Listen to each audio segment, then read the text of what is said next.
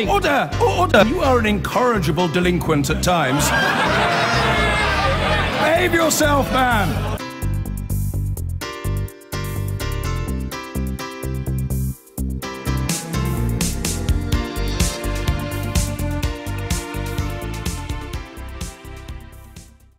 Hello there, you're watching the press preview on Sky News. Joining me this evening is the Times columnist Matthew Syed and the writer and columnist Christina Patterson.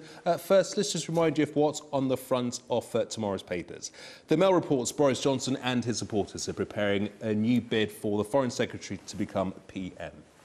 And he's been pressed by 5 cabinet ministers to go through with it and oust Theresa May. That's in the Sunday Times. In office, but not in power, declares the Sunday Telegraph, reporting cabinet ministers demanded the PM overhaul her economic policies. The Observer reports Theresa May faced an MP rebellion over a potential coalition with the DUP. The PM's been photographed in the Express taking a shopping break after her top aides resigned. And the Star claims Boris Johnson had railings protecting London Bridge scrapped as mayor, but his office says they wouldn't have stopped a vehicle and were a danger to cyclists. Well, I'm joined now by Matthew Syed and Christina Patterson. Good to see you both again. Let's start with this story in the front of the Daily Telegraph. Throughout the election campaign, we were hearing a coalition of chaos. My, having the tables turned. This is... Do you want to start? No, I don't mind going. I mean, it is complete and utter chaos. A vacuum of power at the heart of government at the precise time where we're days away from starting the most important negotiation in the nation's post-war history. A very divided nation. I don't think any consensus about what the electorate was saying during the last election campaign. May, I think, untenable as a Prime Minister, but no clear idea, I think, about who could replace her, what it would mean if there was a leadership contest or a subsequent general election, given that Article 50 has already been triggered. I think what we've learned, the only thing we've learned over the course of the last 2-3 years of British and global political history is it's difficult to know what's coming next. Now it is impossible to decode. Do we need to know what deals and concessions are being made, or we'll find that out over a period of time? Because for the vast majority of people, they won't know what the DUP is, what the DUP stands for. Up until now, you know, we've been reporting about it over the last 48 hours, but... Well, I think I don't think anybody's talking about a formal coalition. I think they are talking about a kind of law-by-law process. They're not a bunch of particularly savoury characters, I'm afraid. I mean, never mind them as individuals. I don't know of any of them particularly as individuals, but these are people who are known to be anti-gay marriage, anti-abortion, creationists, climate change deniers. I mean, they are very, well, you know, very, very right-wing. Yeah. But on the other hand, they don't want a hard border between Northern Ireland and Ireland. So that's another complicating factor here, and one that might work in favour of a softer Brexit. I mean, looking at those photos of Theresa May, it's extraordinary, actually, to think, of course, people do have to carry on their business, but I think she's made catastrophic errors. I think she's been a disaster as a Prime Minister. I think she's run the worst campaign of my lifetime. But I do also feel incredibly sorry for her. 7 weeks ago, of course, she messed it up, but we do all make mistakes. 7 weeks ago, she was 20 points ahead in the polls, and today she is pretty much a broken woman. I mean, not just a dead duck politically, but can you imagine going down in history as one of the worst prime ministers, worst ever post-war prime ministers?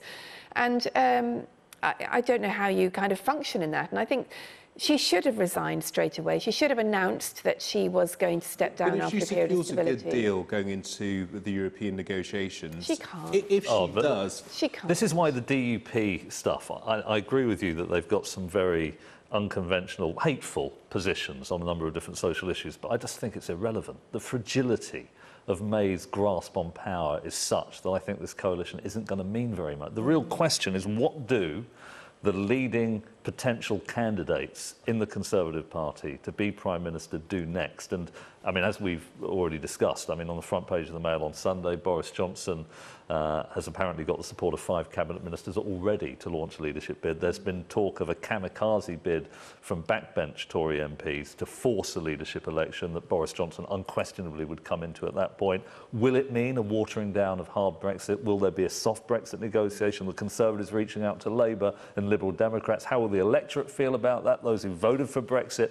It is an extraordinary multi-dimensional jigsaw with many moving parts, and I don't think anybody has even the most tenuous grasp on what it's going to mean for our country's future, because this is the biggest negotiation and most complex negotiation. And we've wasted more than a year. I mean, that's it's just astonishing. We've wasted all this time. We triggered. I mean, I think all of us just can't bear the word trigger now because it's only ever used in association with Article 50. Yeah.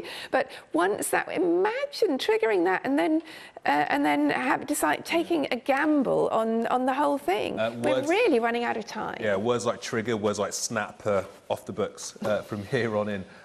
Interesting, you're talking about Boris Johnson. 5 cabinet ministers urge Boris to topple May, according to the front page of the Sunday Times. Boris Johnson's tweeted, actually, saying this is all nonsense, doesn't exist.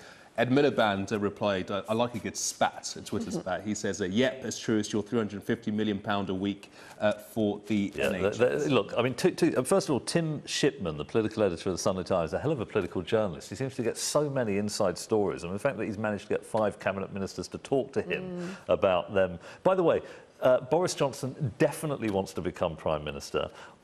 The reason he sent out that tweet is all about choreography. There's that famous line, I think apocryphally attributed to Michael Heseltine, that he who wields a knife never wears the crown, after Margaret Thatcher fell in 1990. All that Johnson requires is for the Prime Minister to look as if she's toppling and for him to be in position to take over, but not to look as if he's the assassin. Yeah. There is no doubt whatsoever that Johnson will be thrilled at the... And, you know, I don't think terribly wrong with political ambition.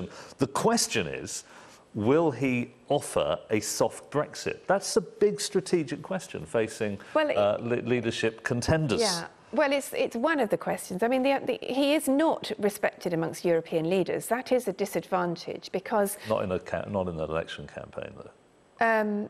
Sorry? Not in the Conservative election. No. I mean, in terms of the Brexit negotiations, he is not respected. It would help to have good relationships with these people, and he doesn't. In fact, he's done exactly the opposite. He's antagonised all the foreign secretaries around Europe with stupid remarks about Prosecco and having your cake and eat it and all the rest of it. So I don't think he is a good person to be entering into these negotiations. It's possible that he would settle for a softer Brexit because I think he would settle for anything as the price of power, because he's always wanted to be Prime Minister, and it's unfortunate that he has a reputation for being pretty lazy and not being particularly in charge of the brief. But on the other hand, Theresa May had a reputation for being very competent, and look what happened. Yeah. So. Okay, let's move on to a story in the Express. Matthew, you're talking about he who wields the knife. What about those who live by the sword?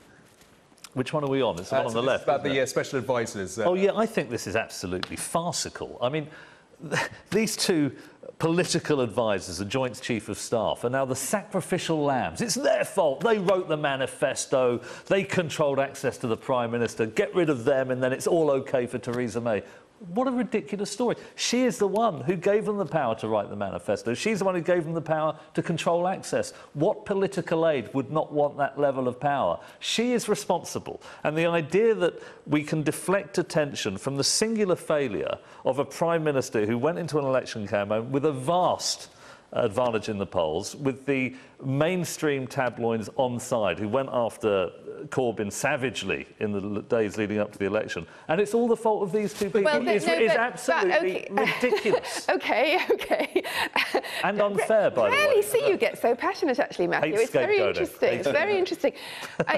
I don't disagree with you. Ultimately, Theresa May has to take responsibility for all of this. However, it is very interesting that on the other side of the page, well, if you could scroll over, there is a story saying that David Cameron warned Theresa May that these two were, you know, like they were street fighters and they had a very bad reputation and they played dirty. And it's not clear. A lot of people have talked about how they thought the whole thing was about creating enemies and emphasising hierarchy. That is a very, very ill-judged way to run the government, essentially. And I do think, I mean, I will never forgive David Cameron for taking the gamble he did on Britain's future because he thought he would win. It never occurred to me he wouldn't, and he lost. But I do think that Theresa May's incompetence has actually reminded us how good he was at tone and how generally he was pretty good at managing things. There were very few major explosions of this type when he was Prime Minister. But this idea that these people are to blame... No, I'm not saying they are to blame, but she should not have run her office in that way. Correct, but all the political aides do the bidding of their masters, from Charlie Whelan and Ed Balls to Alistair Campbell and Jonathan Powell and David Cameron's people and George. What they do is they serve their master. Quiet, Matthew, quiet. Matthew was clearly the kid that got busted for flicking ink at the teachers. But is there not an argument to say that, well, look, hang on a minute, these guys know exactly what they're getting themselves into when they go into government, and yes, they serve their master, but they know what they're doing. If it all goes well, nobody will thank them, nobody will recognise them, but if it all goes horribly wrong, they'll get thrown under a bus. And they had the incredible taste of power. I mean, they had enormous power. No cabinet minister was allowed near Theresa May unless they spoke to her first. And what's interesting, at the end, Katie Perrier, who was the director of comms for Theresa May, but resigned after only about 10 months. Katie Perry would have been a better director of communication. She said, what I could never work out was whether Mrs May endorsed their behaviour or didn't understand how destructive they both were. Now, either way, it's not an excuse, but clearly they had a reputation for behaving very badly. If she'd run an even remotely good campaign and been plausible on television, these two people would be geniuses. Indeed. Yeah, what wonderful Machiavellian presences who got such a wonderful... It was her performance that ruined the campaign. They're taking the fall and she's getting away with it. That is quite wrong. Point taken. Let's talk about Jeremy Corbyn. He didn't win the election, it's clear. He's a lot of seats still short of getting an absolute majority, but he's been buoyed and he's been galvanised. Well, I think... I can't stand the man, I can't stand his policies, I can't stand anything he stands for, really, but... Did you like anything about him at all? I haven't tried his jam. That may be delicious. He may have a lovely allotment. What about his beard? Sorry? What about his beard? No, I don't like beard. But I have to say this, he has run a very, very good campaign. He's a natural campaigner. He's very good with people. He likes people. He warms to them. He's human. He's everything that Theresa May has not been, who's been completely robotic. And I mean, I'm very sad about this because I think it means that Labour has, I think the hard left have won Labour for quite a while now. And, well, as we say, nothing is forever now. So it could all change when we have another election, which no doubt will be before the end of the year. But he has definitely run a very good campaign. And the thing I really would have to take my hat off to him for is getting young people out to vote. I mean, that's a big deal. In an age when young people grew up on social media and expecting everything to happen at a click, to actually get people queuing up for polling booths to express their democratic wish is a big deal, and he absolutely deserves congratulations for that, I think. I think the Corbynistas shouldn't be too jubilant at this point. He unquestionably ran a much better campaign than people expected. He can extemporise, he's very passionate, he's a pretty good stump speaker. But they lost in the popular share of the vote, Labour. They lost in terms of the number of seats. The idea this is a victory for them is pretty damaging. That idea that this is a fantastic triumph, when they lost badly, I think isn't good. And also, the other thing I'll just throw into the mix is I think some people who voted for Corbyn, not all by any means, voted as a protest. They believed the polls, like so many of the rest of us, and thought May's almost certain to win with a reasonably clear majority. They wanted to narrow that gap. I think if he was a credible candidate for Prime Minister, people would scrutinise the offers that he made to students. Are they sustainable? It's great to hand out lots of potential gifts, but how are you going to pay for it? Are you going to cock up debt? If so, somebody has to pay that down. That's going to be the students when they grow up. And I think that would make it a much more difficult thing for Corbyn. I mean, he's saying here, I will finish off May. I still think that's highly unlikely. Well, I think May will be finished off long before he gets a chance but not to by finish him. her off. Yeah.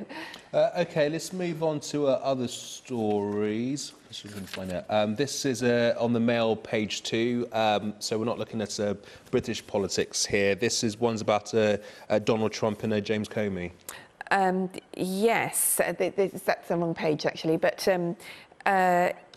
there we go. Yes, Trump is saying, I mean, it just gets so surreal. It's been very entertaining this week with James, the former FBI chief, who was sacked by Trump, giving his testimony of private meetings with Trump where apparently, allegedly, for any lawyers listening, he asked, Trump basically demanded his loyalty, and Comey refused to give it personality, because that's not his job, but was so sure that Trump would lie about the meetings that he actually went away and wrote very careful notes of the meetings, which have now been leaked by a friend of his. But what is interesting is that Trump has been tantalising the media with and of course his Twitter followers with the thought that there are tapes of these meetings. I very much doubt that, actually. And now, is it Robert Mueller who's going to be looking at the tapes, handling this investigation? I mean, Trump has now said he's happy to testify under oath. I think the thing is with Trump is that he literally doesn't know the difference between truth and lies. I think in his head now he probably does think he didn't lie. Jeff Sessions is going to be talking to the Senate on Tuesday, which is quite an interesting development. I think it's not improbable that at some point during this 4-year presidency, Trump will be impeached for something. I think he is very volatile emotionally and psychologically, and on his Twitter feed. It's quite entertaining and scary too, has to be said. However, no, I agree. However, I don't think this is going to be the thing that brings him down. I just don't think that there are grounds. He still has a house, the Republican House, and ultimately, as long as you know they've got, doesn't seem to be an obstruction of justice, even on the basis of the testimony. Sorry, say that again. I don't think there's there's not. There doesn't seem to be enough there to indicate obstruction of justice. So it's clearly not good, is it, to have a president overriding all the traditional protocols in this way, Just very briefly, only 30 seconds ago, we've got this story about cheese, and apparently it boosts your hearing. Yeah, I'm glad to say that this is definitely Christina's subject. I know you're really into this, aren't you? I am not. I do like cheese a lot, and my hearing could do with a boost, so I'm all for it. Thank you. That was unnecessary. That was very unnecessary. Speak up, young man. Yeah, well, wouldn't it be nice if there was an answer to this? I find people mutter and mumble all the time, actually. I'm constantly barking at them. I think I'm losing my hearing a bit. Every time I go to a slightly loud restaurant or bar, particularly with young people, I'm always saying, could you say that again? So we're not whippersnappers anymore. Well, thanks for including yourself in this group. I appreciate it. Matthew, Christina, always a pleasure. Many thanks indeed for joining us this evening. Now, as ever, to the front pages of the papers. The Observer, I think it's safe to say, is very excited. They've got their editorial on the front page, discredited, humiliated, diminished. Theresa May has lost credibility, etc. And there are splashes, May's premiership in peril. The Sunday Telegraph, a Conservative paper, isn't that much better for her. In office, but not in power, it says. A jibe famously used against John Major in the old days. The Sunday Times, 5 cabinet ministers urge Boris to topple May. And there he is, sniffing the air first thing in the morning, looking very excited. And the Mail on Sunday goes with that. Boris set to launch bid to be PM as May clings on. Now, Boris Johnson has replied to that in a word I probably can't use on a Sunday morning, but suffice it to say they're roughly spherical, and there are 2 of them. And then Sunday Express, again, another strongly Conservative paper. May's toxic aides resign. And finally, the Sunday Mirror has that big interview with Jeremy Corbyn, but it's also got the Top Gear crash, the hideous Top Gear crash, from which Richard Hammond walked away apparently virtually unscathed. His miracle escape, they call that. So let's start off, Toby, with the Boris Johnson story, all over the Mail on Sunday. Yes, and I think that Boris's denial, using the word you just referred to, is plausible. I don't think Boris is preparing to launch a leadership bid. I think if he did so, it would damage him. It would look opportunistic. It looks too cack-handed at this point, doesn't it? I think within the Conservative Parliamentary Party, there seems to be a real appetite for doing what they can to support Theresa May and making sure she manages to stay on. Because if there was a leadership election within the Conservative Party, in all likelihood, there would be another general election, and the risk would be that Jeremy Corbyn, having done much better than expected in the last general election, could actually win this one. Could actually win it, and I think that no one in the Conservative Party wants to risk that, and most of them don't want to risk Brexit either. So I don't think there's going to be any leadership challenge for some time. Well, you're a staunch Brexiteer. Is there a real worry that, looking at the arithmetic in the House of Commons, Brexit now can't be delivered, certainly in the form that Theresa May wanted to do it? Well, it depends how closely the MPs in the House of Commons stick to their manifestos. I mean, let's not forget that more than 80% of the British population have just voted for two parties that want to take us out of the single market, out of the customs union, and want to end freedom of movement. There was some ambiguity when you talk to different on the Labour Labour Party frontbenchers. side, they often sung from different hymn sheets, but they've definitely said they want to end freedom of movement, and it's hard to see how you do that and remain in the single market. Only 11% of the British public actually voted for the pro-Remain parties, the SNP and the Lib Dems. So it doesn't seem to me that there is a mandate for a different kind of Brexit. So no immediate coup, George Osborne, but there is blood in the water and everyone can smell it. Oh, yeah, I mean, Theresa May is a dead woman walking. It's just how long she's going to remain on death row. And I think we will know very... I think we will know very shortly. In other words, we could easily get to the middle of next week and it all collapses for her. Or if it doesn't, and I agree with Toby, there are many Tory MPs who don't want a leadership contest right now, it'll be delayed. But be in no doubt, look at this weekend. You've got the Leader of the Opposition coming on the programme as a sort of victor, and you've got the Prime Minister who's supposed to have won the election in hiding, and that tells you speaks volumes about what's gone on in the election. And is there a small part of you enjoying being a newspaper editor who thinks, I'm reading all these accounts in the newspapers of who's the runners and riders to become next Prime Minister? If a certain MP for Tatton, one George Osborne, had stayed in the House of Commons, it could have been me! First of all, I feel well out of it, and I've really enjoyed editing the Evening Standard during the general election. And, you know, look, I've been reading stories about Boris Johnson running a leadership campaign for years. In fact, he's in a permanent leadership campaign, so I'm not sure it qualifies as news. I'm not sure as a newspaper man I would put it on the front cover of my newspaper. You might be saying it was your London Evening Standard what won it, or at least what killed her off. Your paper has been pure poison against Theresa May. Been wonderful to read. Absolutely relished it with total joy. Day after day, attacks on Theresa May, and look at the result you've got. Now, what's so interesting to me about this? Why do you? I mean, I know she sacked you, but why do you hate her so much when she and Philip Hammond are following your economic policy down to the last minute? You know, 12 billion cuts of benefits, continuing cuts on health, education, and you know, let's look at reducing the size of the state in the Red Book, the same as yours, right down to 36% of GDP. They are Osbornites. So why do you hate them so much? First of all, I don't hate them. And the Evening Standard, you know, will attack left and right. You know, it will do with... I think some of the other newspapers, frankly, have dug themselves into positions, whereas the Evening Standard, I hope people are reading it, can see that there are challenges both to what the Jeremy Corbyn and the Labour Party are saying, and challenges to what Theresa May and the Conservative Party are saying. And it's not. That is. Sorry, I completely reject that. You read our editorials, but you look at our news coverage. I read them with delight. But I am speaking, and the paper is speaking for a very consistent view, which is Britain should be an open, optimistic country, outwards looking to the world. We should be socially liberal, pro-business, economically liberal.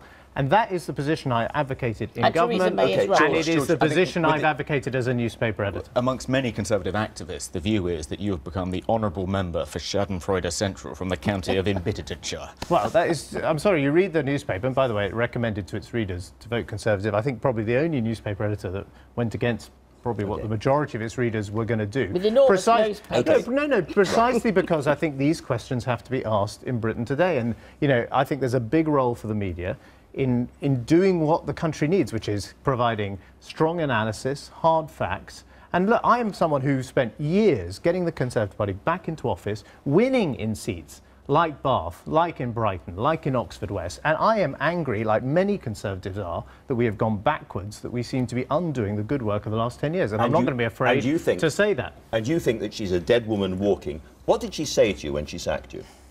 She said I needed to get to know my party better, So she's got to know her party pretty well at the moment. Yeah. Speaking of which, there's lots of wonderful long reads in the papers today. Tim Shipman is probably the doyen of these kind of reports. Well, yeah, look, I think Tim is the guy you go to find out at the moment on a Sunday morning, you know, what's been going on, who said what to whom. And also, I should point out that, you know, I'm a great fan of the political cartoon. I've brought a great cartoonist to the Evening Standard, reintroduced the cartoon into my paper with Christian Adams. But, of course, Gerald Scarfe is a fantastic cartoonist and has a rather, you know, graphic picture of poor old Mrs May and Jeremy Corbyn relieving himself on her. That's British, that's the tradition of that is the tradition of Gilray in the 21st century.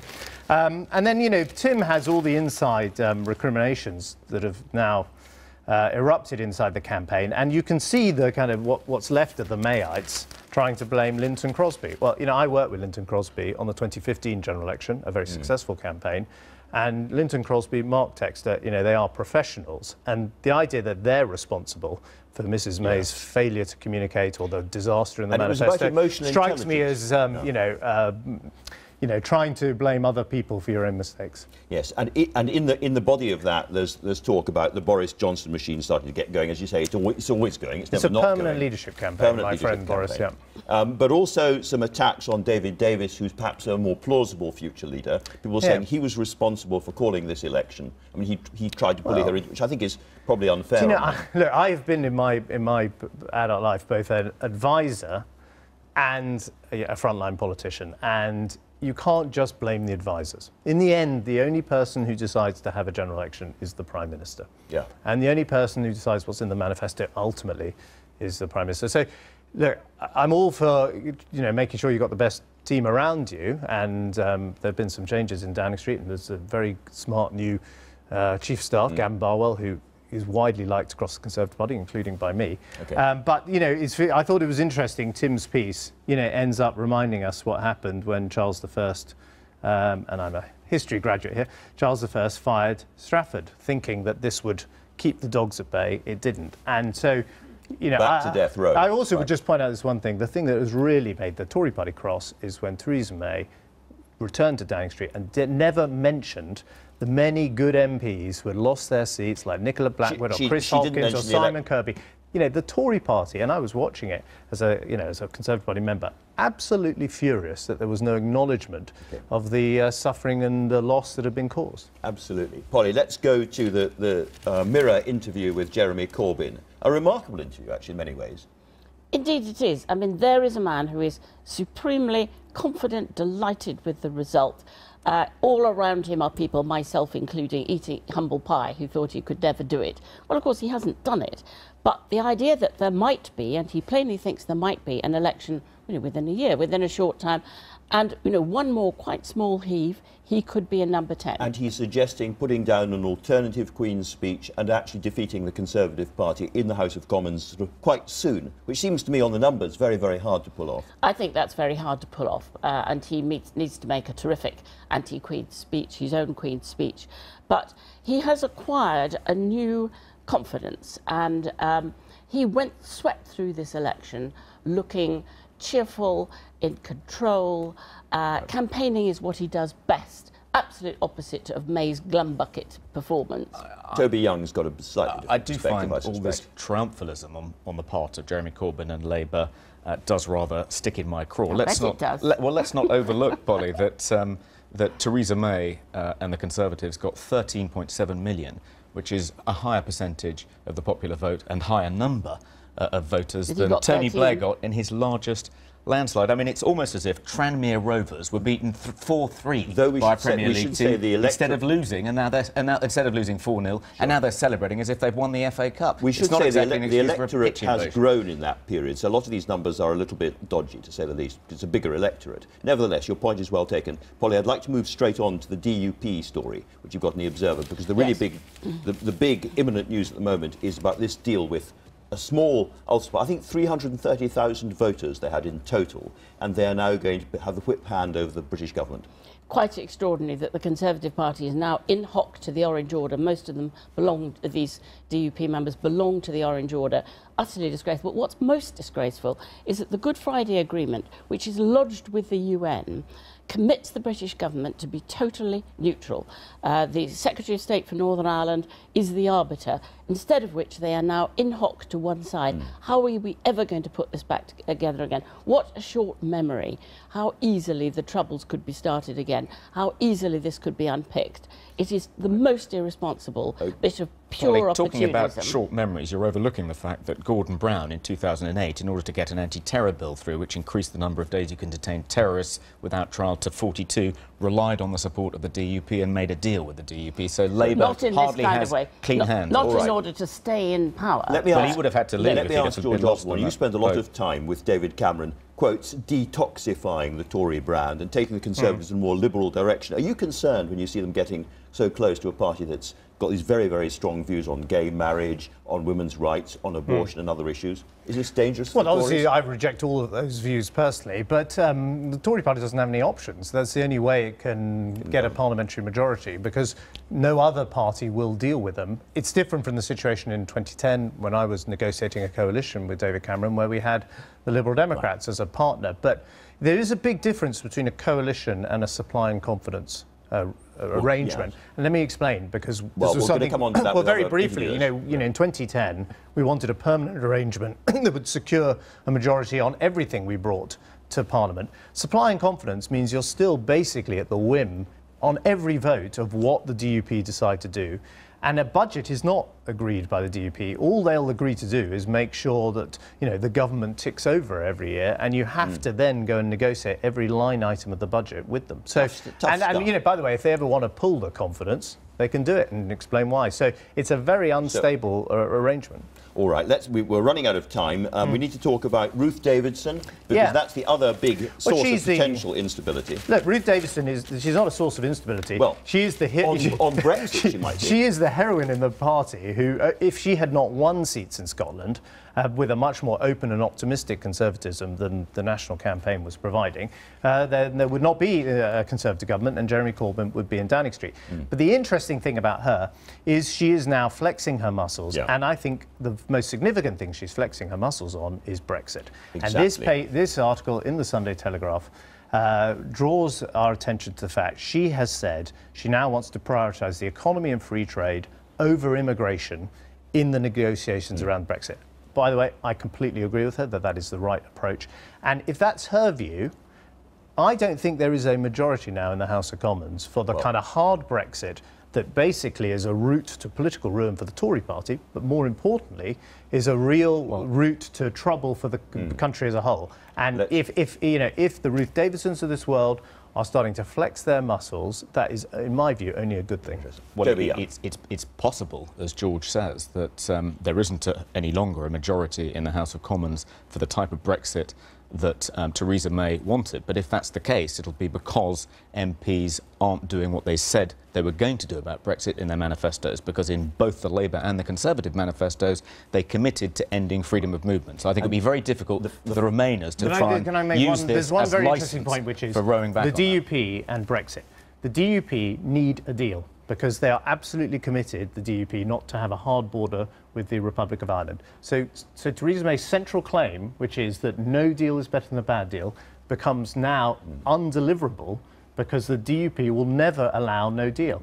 But it was always part of Theresa May's strategy to try and secure but now that claim that she can do no deal is blown apart, because there's not a parliamentary majority for no deal. Now the DUP have the whip hand. This is completely fascinating. We're about to run out of time, however. We must mention Lord Heseltine has charged in, and he is now suggesting that the EU could offer Britain the kind of deal on immigration they wouldn't offer David Cameron, and we could therefore stay inside the EU. I agree. Well, I agree with a lot of what Michael says today, and I wish he were right on this. My understanding, and my conversations with my colleagues in Europe, my former colleagues in Europe, I don't think they are going to offer this. What they will offer Britain, and I think what will now start to appear on the radar, is membership of the European Economic Area, a bit like Norway, and that is a sort of holding position, perhaps for a very long period of time, while Britain tries to work out what it wants out of the vote last year to leave the EU. Polly, how long do you give Theresa May? I don't think she can last a year. I think by the time we get to the Tory party conference, we're going to see a party in total disarray. We were all waiting for the Labour Party conference bloodbath. Now everything's reversed. It's the other way around. Toby? I think if she can do a deal with the DUP, even if it is just a confidence and supply arrangement, I can see her lasting until we actually exit the EU, because no one wants to be in the driving seat while the deal is done. And I've asked George the same question already. Thank you all very much. Absolutely gripping stuff. Well, we're joined now by the former media advisor to Theresa May, Joey Jones, the president-elect of the National Union of Students, Shakira Martin, and the editor of The Spectator, Fraser Nelson. Hello to all of you. It feels like we've got so much to talk about this morning. Almost don't know where to begin. Joey, it might be better to start with you. There's been so much written about who's to blame, and lots of fingers pointed towards the two co-chiefs of staff, Fiona Hill and Nick Timothy, who you used to work with. Are you surprised at all by this? Well, there's enough blame to spread around, to be honest. They're the ones that have taken the responsibility here and resigned in a final attempt to try and keep their boss in power. That's basically what's happened over the past 48 hours. There is, as you would imagine, a ton of fascinating detail in all of the newspapers. I mean, I could pick out, as ever, very authoritative in the Sunday Times, Tim Shipman's reporting. I actually think there's a brilliant piece on the website Politico by Tom McTague that really goes back blow by blow through the campaign. I'd advise people to look at that, but I thought I might plump for this morning for Ben Riley-Smith's piece on page 2 and 3 of the Telegraph, partly because it's a really good piece with a lot of interesting detail, but partly also because for once there's a really nice photo of Nick and Fiona. So often you see them looking hard-nosed and stressed and all the rest of it, and this was taken, I would speculate, not over the past 48 hours. No, but a bit too relaxed for that, don't they? Very relaxed by Andy Parsons inside Downing Street, I think, and it gives you a sense of the other side of the personalities of Nick and Fee that will not be widely reported on, obviously, at the moment, but people that I've known for a long time. Actually never worked with them for about 12 hours in Downing Street in the same building, but never worked with them in the Home Office, because by the time I got there, they had both left, though they left a very strong imprint on that building and were clearly very much in the background. But Fiona is someone I know from working at this organisation, Sky News, for over many years. Yeah, exactly. And these are people, of course, that we all knew as journalists and dealt with, and I think people perhaps did find it quite difficult sometimes to get through to some of these. Fiona and Nick, the kind of the guard, if you like. Well, the problem was that they were very quick to anger, and they were. If you didn't, it's sure they'd be nice to you to start with. If you were mean to them or just wrote anything they didn't like, they'd put you out into the cold. They did that to a lot of journalists, but it doesn't work with journalists because the cold doesn't bother us anyway. And you had I read your piece that you wrote as well on Politics Home. Interesting insight about how Fiona texted you after you just walked in with Will Walden, who was the advisor to Boris Johnson. Well, Will Walden, now a fellow refugee in the PR world, he was Boris Johnson's chief of staff, and he came in with Boris, and we were talking about what Boris was going to do that day. I had to organise a car for Boris the night before when he was coming in to, he didn't know, to become Foreign Secretary, because otherwise he was going to cycle up. He was seriously going to cycle up Downing Street and then wobble off his bike and in through the front door. But yes, basically Fiona said, so what are you doing? Have to have a chat about what your job is going to be. And I said, I'm just talking to Will Walden. She said, did I clear that? And you just think, oh, this is not really a dynamic that I felt comfortable with. But ultimately, it was all about the way in which they have tended to work is about we decide, you execute, and that goes for everybody. I think from cabinet secretary to cabinet ministers to pretty much everybody else, and it's a model that works perfectly if you get everything right at the centre. And ultimately, I don't think you can really blame those two though, because they might be very good advisors. It was the Prime Minister's decision to use them almost exclusively, to the exclusion of her cabinet, thinking I'm only going to take advice from these two. The team that I appointed, I'm not going to really care much about what my cabinet thinks, far less my MPs. So, Nick and Fee are being lined up here as the great villains, but it was the Prime Minister who chose this Napoleonic model where she would ask them to boss around people who've achieved elected office when her advisors hadn't. It will certainly be interesting to see what happens now that they've both gone. Let's talk about Jeremy Corbyn, shall we? There's this interview with him in the Sunday Mirror today. One of the most remarkable things it feels to me about the election was the sheer number of young people who turned out to vote. I mean, call me an old cynic, but I think I was quite surprised by that, genuinely. When you look at the historic elections, we just haven't seen that kind of turnout. So why do you think that was? So I don't think we should be surprised. I think it's about time young people and students are taken seriously. We would no longer be taking lip service. Students are being, and young people across the country are being empowered. They are getting involved in politics. They're starting to understand how it's relating to them and why it's so important for us to start shaping the type of future that we want to live in and the generation that we would like to create. And do you think that's going to mean that people have to start paying a bit more attention to young people and their manifestos? Because what we've seen previously is lots of goodies being handed out to the older generation because they are likely to vote. Maybe we can see the flip side with young people now. 100%. And my main concern is with the Tories and the DUP arrangement, agreement, whatever they're trying to come up with. When it comes down to young people in the student movement, liberation, injustice, inequality, these are the type of things that are our priorities. So, we've got, you're going to be hearing us very loud and clear over the next few weeks to ensure that we have the type of government that represents us. It's great to see young people coming out voting. I mean, I'm not sure whether we really know the figures yet. No, we don't. We won't for 10 days' time. Let's assume that there was a big groundswell of young people coming out and voting. But I remember actually talking to Theresa May about young people and about the feeling she felt that there were some people in the Conservatives who thought that all those arguments about nationalisation of industries or whatever had been fought and won 20 years ago. Well, when you're talking about young people, they weren't around 20 years ago. So she felt that actually the Conservatives needed to do much more to challenge Jeremy Corbyn on the terrain that he had made his own. The fact is that I think if you look back at the campaign, that just didn't happen in the way that they needed. I suppose is the other example of that. I mean, must have resonated with a lot of people. So tuition fees are a huge priority for the students and student movement, but it's not just about tuition fees, it's about protecting our international students. It's about what type of Britain are we going to have post-Brexit. It's about our NHS, having a well-funded NHS for my students to be able to go in and study this excellent profession, but also for my children to have an NHS to look after them when they're ill. But I think we need to be careful of basically thinking all young people are students. That's quite a kind of middle-class way of thinking about it. But university undergraduates are the only ones that matter. I mean, for a start, we've never had more people from poor backgrounds going to university. I mean, the cause of subsidising middle-class people's fees isn't one that I think is a great socially just cause. But the Conservatives haven't won the argument on that, it feels. They didn't feel like they took Jeremy Corbyn on. They didn't take him on, no. But if you look at what's happening to universities in Scotland and in England, where I'm from, if you're poor, you've got twice as more chance of getting into uni in England than you do in Scotland, because of the fee system in England has put all this money into the system. It is an incredibly progressive reform. So why didn't we hear this in the campaign? Well, because Theresa May doesn't like to make arguments. She basically likes to come up with cliches.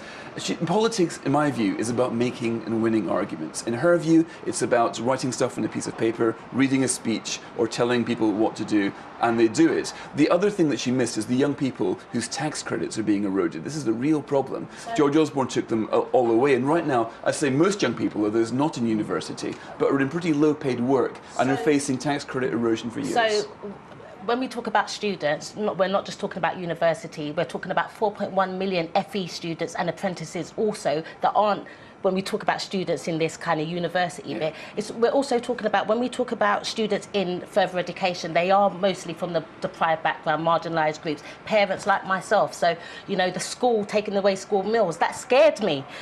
Research that we've done in NUS shows that the student movement is fighting about for the disparity between the rich and the poor. It isn't about different generations. So bargaining us off against each other isn't the right tactic. But there is a broader point that I think comes out of what Fraser was saying, which is that there is an argument to be had around tuition fees. But the Conservative Party didn't seem to want to engage in it. And actually that showed, again, on something like, say, for example, an argument that Theresa May knows very well, which is about police numbers. When this argument about police numbers came up, they just got rattled and defensive. She's really had a go at the Police Federation about police numbers, calling them out for crying wolf in the past. Where was that sort of confidence through the campaign? This is what makes the Labour Party so appealing to the younger voters, though. It's about the injustices in there, it's about the type of education system that we want. And also, Jeremy Corbyn has been engaging with other people like Stormzy and JME, which gets young people really excited. Let's move on to talk about the leadership race that isn't happening, of course, but perhaps is already started behind the scenes. Boris set to launch bid to be PM as May clings on, according to the Mail on Sunday. What's going on, Fraser? Well, this is the obvious story. I mean, given that Theresa May's authority is shot, given that nobody really expects her to fight another general general election. It's a question of when, not if, she's going to go. Now, interestingly, the Tories realised after the referendum their kind of Reservoir Dogs Act didn't really impress lots of voters. They all sort of fight each other, everybody dies, and Theresa May is the only friendless person who comes in left standing. This time they've decided not to do that collectively, but to wait for as long as they can keep it together for. How long is that? Good question. But the other question they've got to work out is what is the most important question facing the government? This time last week you would have thought Brexit. But now a lot of Tories, even the really pro-Brexit Tories, are thinking Brexit is as nothing compared to the cause of keeping Jeremy Corbyn away from power. A lot of them think that if there's another election, as one put it, if the electorate get their hands on us again, they'll really do for us this time. So this government is not up to them. The Fixed Term Parliament Act doesn't avoid the fact that this fragile government, even with the DUP, could collapse at any moment. Do you think Theresa May can survive?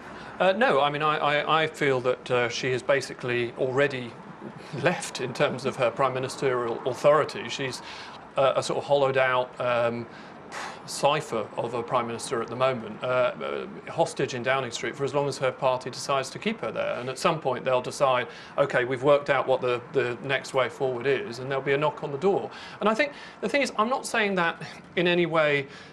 I mean, I feel very sorry for her and for Nick and Fiona because I've known them, you know, personally and worked with them. But there's no point in trying to sugarcoat this situation. This is a cataclysm from their point of view. And if there's somebody who's going into the Prime Minister now and saying to her, don't worry, it's all going to be fine, we can restore your authority, just don't look at the papers for like maybe a year. You know, switch on the TV. Nobody in Brussels noticed, Theresa. I mean, that is not going to fly. And if people are trying to project it as though this is actually some way of now forging a new consensual and collegiate and cabinet-driven way of governing, that I do not believe for a second that's what's going on behind the scenes. Well, on that note, she needs to go. That's all we've got time for. Thank you both, all three of you, so much for your views on a very lively set of Sunday morning papers. They'll also be trying to figure this out. A big Tory beast ready to pounce. The Mail on Sunday says Boris set to launch bid to be PM as May clings on. Other papers say 5 cabinet ministers are ready to back him. He has already hit back by social media. He's calling the story tripe. I will let you decide. Now, the papers have been noticeably less influential in this election, but still, this made me laugh. George Osborne on the Marr sofa attacking the right-wing media for being slavishly pro-Theresa May. I'm not sure he was always attacking them for being slavishly pro-Tory. Now, elsewhere in the papers, people talking about that haggling between the DUP and the Tories. The Sunday Post, which has a big circulation in Northern Ireland, says Tory pension cuts are dead in the water. I suspect that some Tory MPs will be lapping that up. Now, usually, after an election, all eyes are on the losing leader to see how long will they last? So let's have a look what's happened before. William Hague was itching to get out of the blocks in 2001. 4 hours on, he announced he was going to go. This lot waited till lunchtime to make their announcements. Michael Howard, Ed Miliband, John Major said he was popping off to the Oval to watch some cricket. No such luck for Gordon Brown. 5 days he was dubbed the squatter in Downing Street while those coalition talks went on. But Neil Kinnock, when he improved Labour's position, stayed on for 1,768 days. Now, very hard to say who won and who lost this one, but I think we can all agree it was a bad night for the Prime Minister. And judging by today's press, I would say that her time may be running out. But as for Jeremy Corbyn, he might have come second, but most people think a spectacular night, lots of MPs backing him, and for that reason, I'm going to let this clock keep on ticking. Robert. Thanks, Anushka. Well, I'm delighted to be joined by Nicky Morgan, Caroline Flint. Nicky, if I could start with you. Chief Whip over in Belfast trying to negotiate some kind of arrangement with the DUP to keep Theresa May, your party, in power. What do you feel about being propped up by the DUP? Well, I think I think we were going to unravel this in the programme. It's been an extraordinary, just over 48, well, a bit more than that, hours now. And I think the Conservatives are the largest party. The Prime Minister is absolutely entitled to form a government. And I think it's right that we're exploring with a party whether that can be made to work. I think a lot of Conservative MPs, myself included, would understand a confidence in supply agreement. Anything more than that, some sort of formal agreement or coalition agreement, I think so you'd be opposed to a formal coalition with the DUP because of their attitudes to certain issues? Yes, I mean, look, I'm a former Equalities Minister and I've been on the front page of the Observer this morning saying that I think anything that allowed us to, or encouraged us to water down our equalities policies as a party would be a non-starter for me and for others. So if it's concentrated on economic issues, for example, you could cope with that, but aren't you uncomfortable by the notion that they can essentially hold you ransom on pretty much every vote? Well, the honest truth is that I think the DUP have voted with the Conservative Party on a significant number of divisions in the last Parliament anyway. I think these things are negotiated or can be on a vote-by-vote basis. You're right, budgets, Queen's speech, particular issues. You know, I just do not detect the appetite in the country for another election. And I go back to what I say, the Conservative Party, despite everything and what Anishka's just said, you know, we did get the largest, over 40%, 43% of the vote, 13 million votes. We are the largest party, and I think it is now time to get on with governing. If you look at what... Good effort there, Nikki. It's a nightmare for the Tories, I think, this. Well, there was progress for Labour, amazing progress, some would say, up from 30% of the vote to more than 40% of the vote. But you're not in power. That said, a majority of people did vote for parties that broadly have the same economic outlook as you. Do you think Jeremy Corbyn should be exploring alliances with the other parties as a possible route to power without an election? Well, I think, you know, this government, the Tory government that's trying to cobble together this coalition, it is a nightmare for them because there is no certainty. And of course, in this situation, we've got the Queen's speech coming up. We know that a number of our policies were very popular with the electorate in all sorts of constituencies up and down the country. So we're quite right to be saying that we'll be holding up an alternative Queen's speech for next week. And if that means, you know, during the course of this Parliament, that on certain issues, like, for example, if the Tories want to follow through on getting rid of winter fuel allowances or unlocking the triple lock, all these things, then we'll be seeking support across Parliament to make sure that doesn't happen. And to be honest, I don't think it will happen because I think there'll be enough Tories like Nikki on the back benches, and maybe she'll go on the front bench to stop it happening as well. But this is a nightmare for Theresa May because it certainly wasn't the way she set out. We've got so much to pick up on throughout the programme, and of course I will be coming back to you. One very quick question. You were a critic of Jeremy Corbyn. You were wrong, weren't you? I think I did underestimate, actually, Jeremy, in the campaign, and there's quite clear, looking at the results, and there's lots of different stories here. They'll be writing books about this forevermore. But actually, you know, he did, I think, in terms of both his leadership bid, but also as the leader of the Labour Party, make the point of how you can galvanise young people. And there's one thing for sure, that certainly did happen. Lots of reasons for that. I think Jeremy has an appeal there, but I think there was a great deal of hostility from those young people. Let's come back to that in a few minutes.